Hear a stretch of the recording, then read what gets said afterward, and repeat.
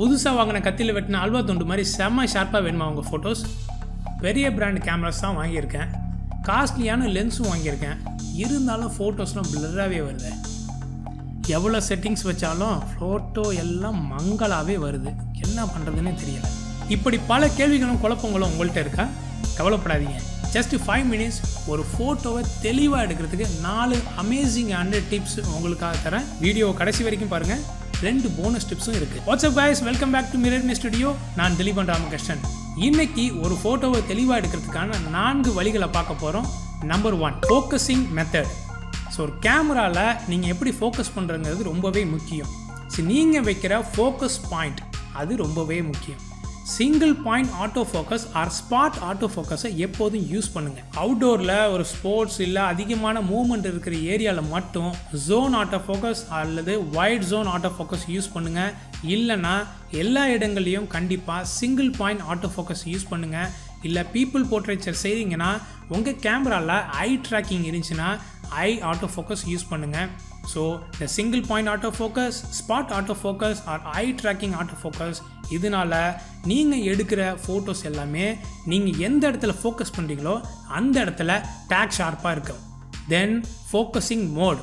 Always use servo or continuous mode. So servo or continuous மோடை நீங்கள் use பண்ணும்போது நீங்கள் ஷட்டர் பட்டனை ப்ரெஸ் பண்ணும்போது உங்கள் கேமரா உங்கள் சப்ஜெக்டை கண்டினியூஸாக சர்வோ மோடில் ஃபோக்கஸ் பண்ண ஸ்டார்ட் பண்ணிடும். ஃபோட்டோ எடுத்து முடிச்சதுக்கப்புறமும் அந்த சப்ஜெக்ட் நீங்கள் எப்போ ஃபோக்கஸ் பண்ணீங்களோ அந்த நேரத்தில் எடுத்த ஃபோட்டோ ஷார்ப்பாக இருக்கும். ஏஎஃப் சிங்கிள் இல்லை சிங்கிள் ஷாட்டில் வச்சு நான் ஃபோட்டோ எடுக்கிறேன் அப்படின்னா நீங்கள் ப்ரெஸ் பண்ணி ஃபோக்கஸ் பண்ணிவிட்டு ஷட்டர் ஃபுல்லாக ரிலீஸ் பண்ணுறதுக்குள்ளேயும் உங்கள் சப்ஜெக்ட் லைட்டாக மூவ் பண்ணிட்டாங்கன்னா அந்த ஃபோட்டோ ஃபோக்கஸ் இல்லாமல் பிளர் ஆகிறதுக்கு வாய்ப்புகள் இருக்குது. So always use servo or continuous mode with single point autofocus. Number 2, aperture. So எனக்கு எப்போதும் பேக்ரவுண்ட் அப்படியே பிளர்ராகவே இருக்கணும், பின்னாடி அப்படியே கலராக போக்கா எஃபர்ட் கிடைக்கணும் அப்படின்னு சொல்லிட்டு நம்ம ஆளுங்க 2.8லேருந்து 1.8, 1.4 ஏன் லட்சக்கணக்கு போட்டு 1.2 லென்ஸ் வரைக்கும் வாங்கி வச்சுருக்காங்கங்க. ஸோ இதனால் என்ன ஆகும் அப்படின்னா நீங்கள் எந்த இடத்துல ஃபோக்கஸ் பண்ணுறீங்களோ அதுக்கு பின்னாடி கொஞ்சம் நகர்ந்தாலும் அதுக்கு பின்னாடி உள்ள எல்லாமே வந்து அவுட் ஆஃப் ஃபோக்கஸ் ஆகும். இப்போ குரூப் ஃபோட்டோஸில் நீங்கள் தம் ரூல் என்னன்னா குறைஞ்சபட்சம் அப்பச்சரை 5.6 வைக்கணும், அட்லீஸ்ட் 5.6 வைக்கணும். அப்போ தான் அந்த குரூப்பில் உள்ள எல்லாரும் ஃபோக்கஸில் இருப்பாங்க.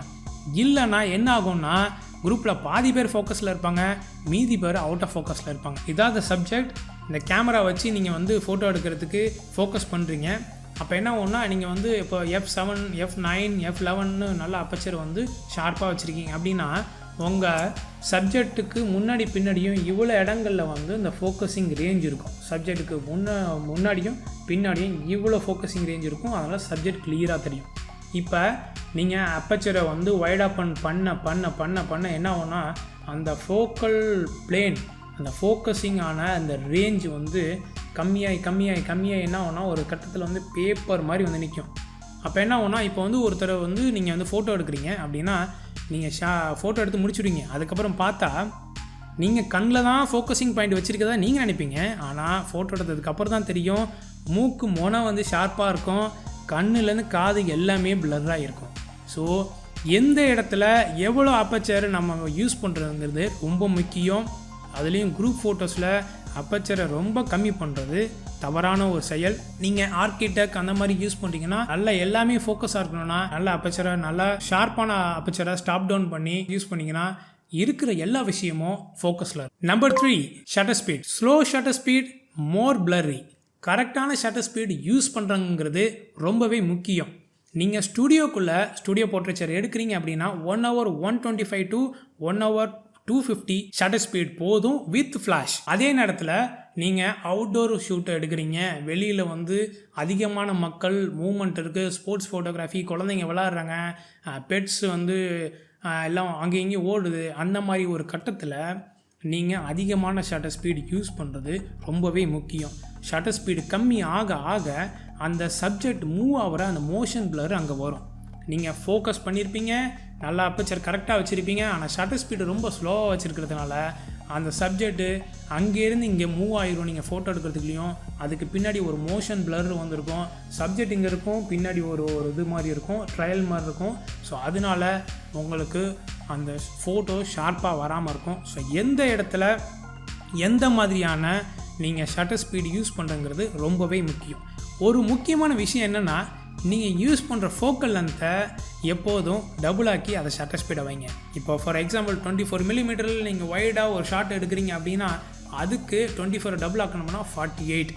அட்லீஸ்ட் 1/50 செகண்டுக்கு அந்த பிக்சரை நீங்கள் ஷட்டர் ஸ்பீடு வச்சு எடுத்தால் தான் அட்லீஸ்ட் ஷார்ப்பாக வரும். இல்லை 70 மில்லிமீட்டரில் ஒரு மிட்ரேஞ்ச் டெலிஃபோட்டோ லென்ஸ் யூஸ் பண்ணி நான் ஒரு ஃபோட்டோ எடுக்கிறேன், ஒரு போர்ட்ரேட் எடுக்கிறீங்கன்னா அதுக்கு அட்லீஸ்ட் 1/150 வச்சு நீங்கள் யூஸ் பண்ணணும். ஏன்னா 70 டபுள் ஆக்கணும்னா 140. ஸோ சில லென்ஸில் இப்போ வர சில மிரர் லென்ஸில் நீங்கள் ஷட்டர் ஸ்பீடு நீங்கள் செலக்ட் பண்ணிக்க முடியும். நார்மல் டிஎஸ்எல்ஆரில் ஷட்டர் ஸ்பீடு செலக்ட் பண்ண முடியாத மிரர்லெஸ் கேமராவில் ஸோ 1/150 மினிமம் ஷட்டர் ஸ்பீடு வைங்க. இது ஒரு தம் ரூல். நீங்கள் யூஸ் பண்ணுற ஃபோக்கல் லென்த்தை டபுள் ஆக்குனா ஷட்டர் ஸ்பீடு நீங்கள் வச்சுக்கலாம். ஸோ எப்போதும் இந்த ரூலை நீங்கள் ஃபாலோ பண்ணும்போது ஷட்டர் ஸ்பீட்னால் வர மோஷன் பிளர் இருக்காது, உங்கள் ஃபோட்டோ ஷார்ப்பாக இருக்கும். ஸோ 4வது பாயிண்ட் ஐஎஸ்ஓ.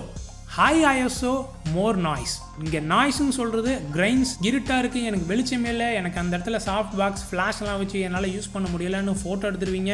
ஸோ ஃபோட்டோ வந்து கம்ப்யூட்டர்லேயும் உங்கள் இதுலேயும் வந்து வச்சு ஜூம் பண்ணி பார்க்கும்போது சலிச்ச மணலை தெளிச்சது மாதிரி ஒரு அப்படியே கிரைன்ஸாக அப்படி மணலாக இருக்கும் ஃபோட்டோ ஃபுல்லும். அதிகமான ஐஎஸ்ஓ வச்சா டிஜிட்டல் ஆம்ப்ளிஃபிகேஷனில் அந்த லைட்டை ஆம்ப்ளிஃபை பண்ணுறதுனால கிரைன்ஸ் அதிகமாகி உங்கள் ஃபோட்டோவோட ஷார்ப்னஸ் ரொம்பவே கம்மியாகும். ஸோ சரியான இடத்துல சரியான ஐஎஸ்ஓ வச்சு ஃபோட்டோ எடுக்க ட்ரை பண்ணுங்கள், உங்கள் ஃபோட்டோ ஷார்ப்பாக வரும். இல்லைப்பா எனக்கு அந்த ஷார்ப்னஸ்லாம் முக்கியம் கிடையாது, நான் ஒரு ஜேர்னலிஸ்ட், நான் ஒரு டாக்குமெண்ட்ரி ஃபோட்டோகிராஃபர், எனக்கு வந்து அந்த மொமெண்ட் தான் முக்கியம், எனக்கு வந்து அந்த நேரத்தில் ஃப்ளாஷ்லாம் வைக்க முடியாது அப்படிங்கிறவங்க எந்த ஐஎஸ்ஓவில் வச்சும் கூட அந்த ஃபோட்டோவை நீங்கள் கேப்சர் பண்ணிடுங்க. நீங்கள் அந்த மாதிரி ஆளாக இருந்தால் ஃபுல் ஃப்ரேம் கேமராவில் சென்சரோட குவாலிட்டி அதிகமாக இருக்க கேமராவில் நீங்கள் இன்வெஸ்ட் பண்ணுங்கள். நல்ல லென்ஸ் வாங்கி வச்சுக்கோங்க. இப்போ உங்கள் ஃபோட்டோஸ் நீங்கள் எவ்வளோ மேக்ஸிமம் ஐஎஸ்ஓ வைக்கிறீங்களோ அந்த அளவுக்கு அது ஆம்ப்ளிஃபிகேஷனில் கிரைன்ஸ் அதிகமாக பண்ணாமல் அது பார்த்துக்கும். மேக்ஸிமம் உங்கள் டிஎஸ்எல்ஆர் கேமராவில் 3200 ஐஎஸ்ஓக்கு மேலே போகாதீங்க. மிரர்லெஸ் கேமராவில் மேக்ஸிமம் 6400 ஐஎஸ்ஓவில் போகாதீங்க. இதுக்கு மேலே போனால் உங்கள் ஃபோட்டோஸோட ஷார்ப்னஸ் ரொம்பவே கம்மியாகும். ஸோ கடைசியாக வீடியோ ஆரம்பத்திலே நான் சொன்னது மாதிரி 2 போனஸ் டிப்ஸ் இருக்குது. So number 1, invest in a prime lens if you can. So உங்களுக்கு தேவைப்பட்டால் காசு இருந்துச்சுன்னா நல்ல ஒரு ப்ரைம் லென்ஸில் இன்வெஸ்ட் பண்ணுங்கள். இந்த ப்ரைம் லென்ஸில் எப்போதும் ஃபோட்டோஸ் வந்து இமேஜஸ் வந்து டேப் ஷார்ப்பாக இருக்குங்க. ஜூம் லென்ஸ், கிட் லென்சஸ்லாம் உள்ள அதிகமான மூவ்மெண்ட் பண்ணுற கிளாஸஸ் இருக்கும். நீங்கள் ஜூம் பண்ணும்போது அந்த கிளாஸஸ் இங்கேயும் மூவ் ஆகும். அது வழியாக அந்த லைட் உள்ளே பூந்து சென்சரில் வந்து அது பதிவாகும் போது அதில் டிஃப்ராக்ஷன் ப்ராப்ளம்ஸ்லாம் வரும், கலரோட லாஸஸ்லாம் வரும். ஸோ அதில் நிறைய விஷயங்கள் இருக்குது. இந்த மாதிரியான பிரச்சனைகள் ப்ரைம் லென்ஸில் கிடையாது. அதில் ஃபிக்ஸ்டு ஃபோக்கல் லென்த், உள்ள மூவ்மெண்ட்டே சுத்தமாக இல்லாத கிளாஸஸ், அதோட மேனுஃபேக்சரிங் குவாலிட்டி ஜூம் லென்ஸோட நல்லாவே இருக்கும். ஸோ எப்போதும் உங்கள் ப்ரைம் லென்ஸில் இமேஜஸ் நல்லா ஷார்ப்பாகவே வரும். போனஸ் டிப் நம்பர் 2, நீங்கள் அடாப்டர்ஸ் யூஸ் பண்ணுறீங்களா, லென்ஸுக்குள்ள அடாப்டர்ஸ் யூஸ் பண்ணுறீங்களா, இல்லை லென்ஸுக்குள்ள ஃபில்டர்ஸ் யூஸ் பண்ணுறீங்களா, யூவி ஃபில்டர்ஸ், இப்போ என்டி ஃபில்டர்ஸ், அந்த மாதிரி கிளாஸஸ் எதுவும் யூஸ் பண்ணுறீங்களா? இந்த அடாப்டர்ஸ் ஃபில்டர்ஸ் எல்லாம் க்ளீனாக டஸ்ட் ஃப்ரீயாக இருக்குதான்னு பார்த்துக்கணும். தென் டஸ்ட்னோட இன்னொரு ஞாபகம் வருது, நீங்கள் யூஸ் பண்ணுற கேமரா இல்லை லென்சஸ் நம்ம வெளியில் நல்லா சுத்தமாக தொடச்சி பலன்னு வச்சிருக்கோம். ஆனால் நாள் பல ஆக அதோட சென்சார் ஏரியாவில் டஸ்ட் பார்ட்டிகல்ஸ் அதிகமாக இருந்து நீங்கள் எடுக்கிற ஒரு ஃபோட்டோஸ்லையும் உங்கள் லென்ஸு ஃபோக்கஸ் பண்ண விடாமல் ஹண்ட் ஆகி ஏஎஃப் சென்சாரை தடுமாற விட்டு நீங்கள் எடுக்கிற எல்லா ஃபோட்டோஸும் ஷார்ப்னஸ் இல்லாமல் போயிடும். முடிஞ்சா கிளீனிங் கிட் விற்குது, நீங்களே வாங்கி க்ளீன் பண்ணலாம். இல்லை எனக்கு சரியாக வராதுன்னு நினச்சிங்கன்னா ப்ரொஃபஷனல் கிளீனிங் சர்வீஸில் கொடுத்து உங்கள் லென்ஸையும் உங்கள் கேமரா சென்சரையும் க்ளீன் பண்ணி நீங்கள் வச்சுக்கலாம். நீங்கள் எடுக்கிற எல்லா ஃபோட்டோஸும் டேக் ஷார்ப்பாக வரும். இந்த 2 போனஸையும் சேர்த்து மொத்தம் 4 அமேசிங் டிப்ஸும் கொடுத்துருக்கோம். ஸோ இதை பயன்படுத்தி உங்கள் ஃபோட்டோஸை நீங்கள் அடுத்த முறையாக ஷார்ப்னஸாக எடுக்க ட்ரை பண்ணுங்கள். இந்த செட்டிங்ஸ்லாம் வச்சு ரொம்ப கவலைப்பட வேணாம். So bottom line, focus method, Aperture, shutter speed, ISO, இது எல்லாத்தையும் தெளிவாக வச்சுக்கோங்க. உங்கள் ஃபோட்டோஸ் நீங்கள் எடுக்கிற அடுத்த ஃபோட்டோ எப்போதும் ஷார்ப்பாக வரட்டும். வாழ்த்துக்கள். இந்த வீடியோ உங்களுக்கு பிடிச்சிருக்கா? நம்ம சேனல் வர அடுத்தடுத்த வீடியோ பாருங்கள். சப்போர்ட் பண்ண நினைச்சீங்கன்னா சப்ஸ்கிரைப் பண்ணுங்கள். வீடியோட விஷயம் பிடிச்சிருந்துச்சுன்னா கமெண்ட் செக்ஷனில் சொல்லுங்கள். அடுத்த ஒரு டாப்பிக்கோட உங்களை சந்திக்கிறேன். இது Mirrorme Studio. We create a bond with you. Bye bye.